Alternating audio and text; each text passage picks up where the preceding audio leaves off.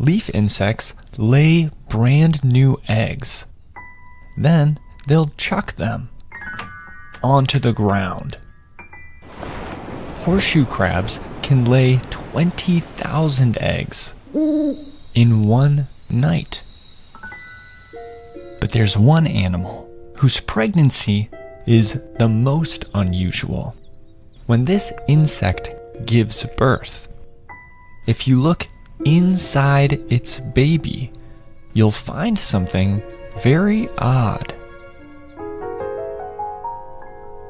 Another baby.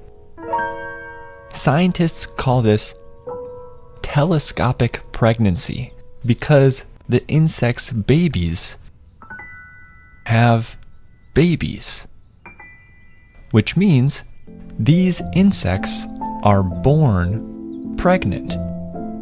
The insect whose babies have babies is an aphid.